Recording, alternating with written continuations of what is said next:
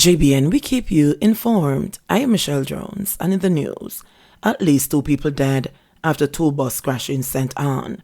2 people have died from the 2 bus collision on the Salem Main Road in St. Anne on Sunday morning. That's according to Vice Chairman of the National Road Safety Council, Dr. Lucian Jones. Shortly after 9, a 30-seater coaster bus and a 15-seater highest minibus transporting passengers collided, leaving approximately 25 people severely injured. Services of the Jamaica Fire Brigade and residents had to be rendered to aid the victims. The incident resulted in hours-long traffic pileup on the roadway. Head of the St. Anne Police, Senior Superintendent Dwight Powell, said the drivers had to be cut from the vehicles. In confirming the death of the woman and man, Jones again stressed the need for motorists to be careful while traversing the nation's roadways. Again, this crash underscores the need for people to be very careful on our roads, to be very careful when you're overtaking traffic, and to be extremely careful when it's raining. We're having far too many of these deaths in St. Anne and all over the country, he said. He believes the new Road Traffic Act, when it is enforced, will reduce the number of accidents. Certainly, when we have the Road Traffic Act enforced, then some of these things will cut down. But for the time being, we just have to ask people to be extremely careful, he added. 3 robbers arrested in St. Catherine. Swift action of the police led to the apprehension of 3 men on Wednesday, following a robbery on Madrid Avenue, Cumberland, Portmore, St. Catherine. Charged are 20-year-old Chadwick Henry, otherwise called Chad, a laborer of Quarry District, Albion in St. Thomas, 21-year-old Akeem Wilson of Pondside, Yalas, also in St. Thomas, and 26-year-old Roger Welch, a laborer of Commission Road, Kingston. Reports from the St. Catherine South detectives are that about 6 p.m., the complainant and her granddaughter were walking on Madrid Avenue roadway when they were pounced upon by armed men who alighted from a motor car. The culprits then proceeded to rob the complainant of cash, among other personal items, before fleeing the scene. An alarm was raised and the police were alerted. The motor car was later intercepted in the Marine Park area of Portmore, St. Catherine, with 3 men aboard. They were apprehended and taken into custody. They were charged on Saturday, July 23, with illegal possession of firearm and 2 counts of robbery with aggravation, after they were positively pointed out by the complainant and a question and answer interview conducted in the presence of their attorney. Businessman shot dead at his gate in St. Andrew. A businessman was shot dead by a gunman along New Lincoln Road in St. Andrew on Saturday.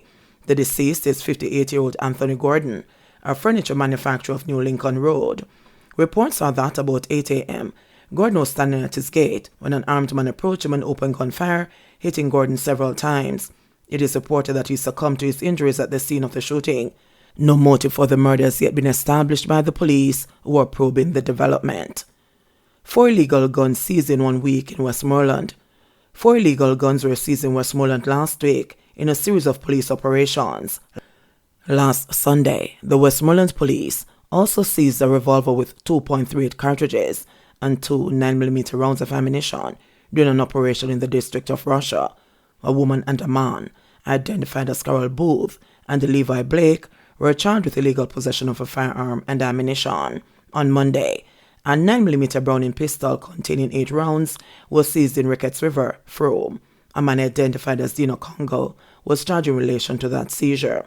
3 days later, a Taurus 9mm pistol and a shotgun were found on Barracks Road and Seaton Crescent. No arrest was made in connection with that seizure. There's been a 38% increase in the number of murders recorded in Westmoreland since the start of the year, with 77 murders recorded when compared to 56 murders of the corresponding period last year. There's been a 2% decline in the number of shootings, with 69 such cases recorded.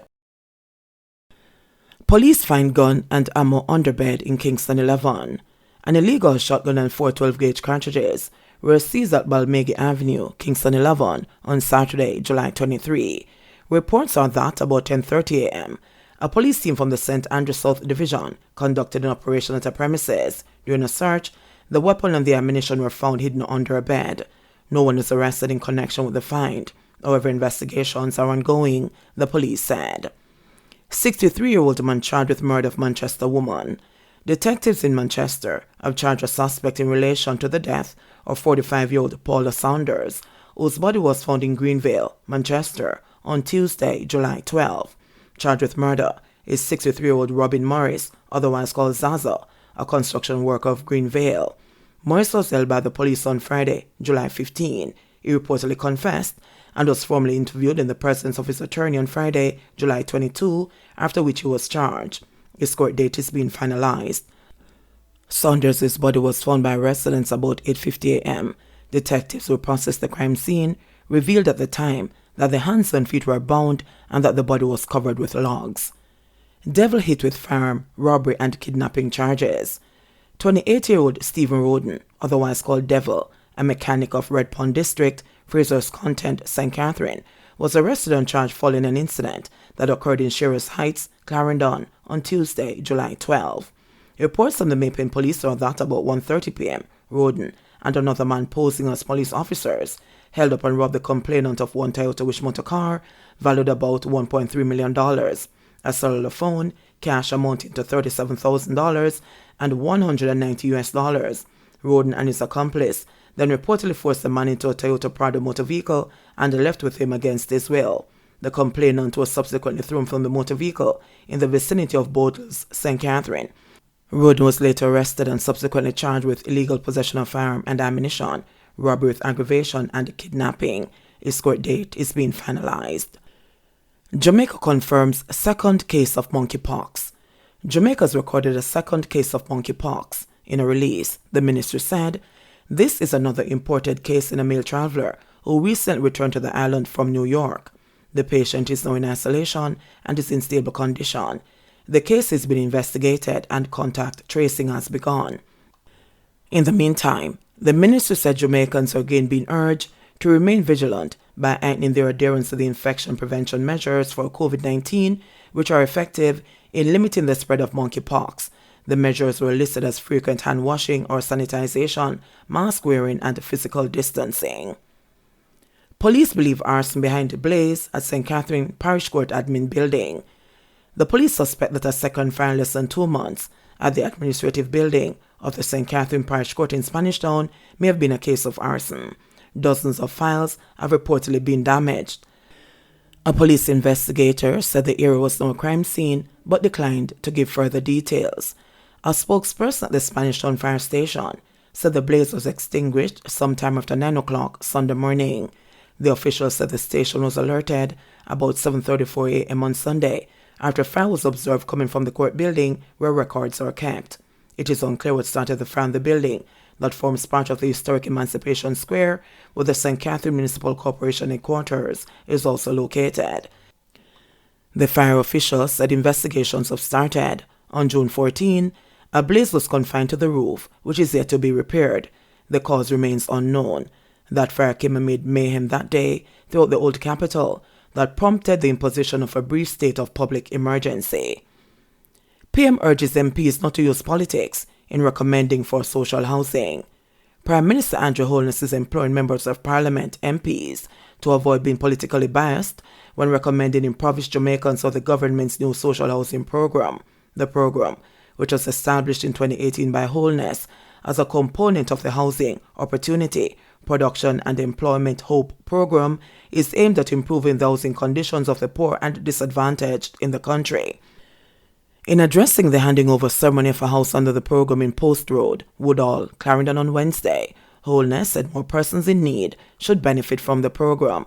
"We ask the MPs to go around and do a preliminary identification, and we are really hoping that the MPs don't act in a political way, that if the matters come to their attention, we really should look at the worst of the worst and recommend them," he urged. According to him, the MPs are not responsible for making the final determination in those who are selected to receive a house.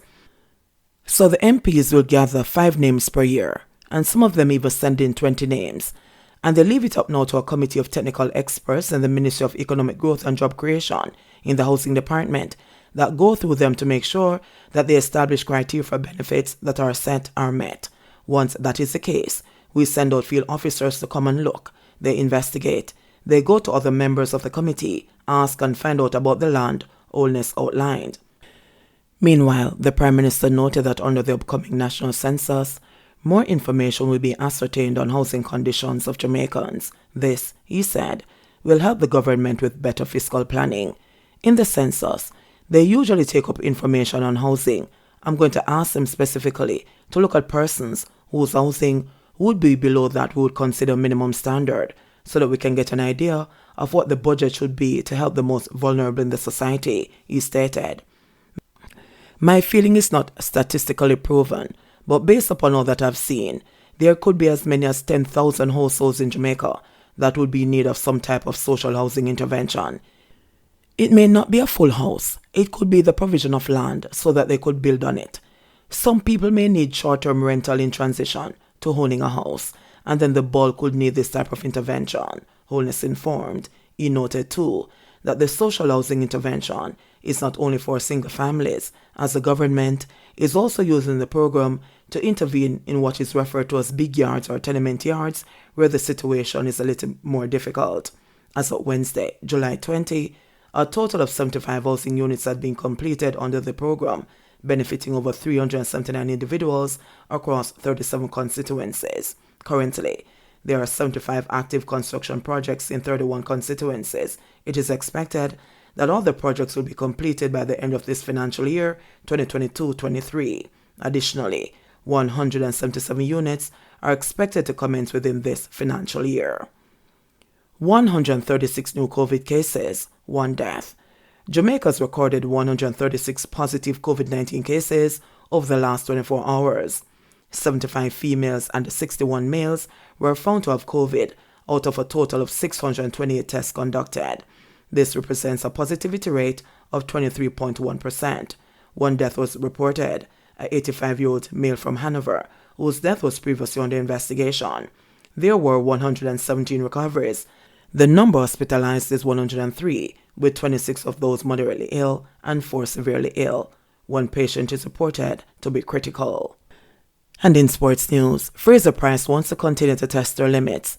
5-time World 100 meters champion Chillen Fraser-Pryce's legacy among the greatest sprinters in history is already secured, but the fire still burns in the 35-year-old, and with her consistent performances, and after winning her 13th World Championship medal, she says she has to test the limits of her abilities even further. Fraser-Pryce's latest individual medal came in the women's 200 meters final, a silver that came on account of a season's best 21.81 seconds. She finished behind Shericka Jackson, who won her maiden global individual title in a championship record time 21.45. Having won the world title on Sunday in a championship record of 10.67, when combined with her 200 meters time, Fraser-Pryce is motivated to continue to explore just what is possible. Sometimes we get an opportunity and we think that this is it. We just pack it up.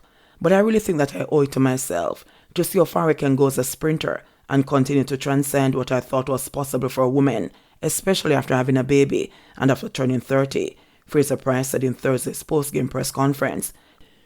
To be here, still competing at the level that I am, is just a blessing. She had to work for that medal though, despite a short turnaround time from her 100-meter exploits. Fraser-Pryce shot from the blocks like a cannon to give herself a chance. She knew Jackson would come fast.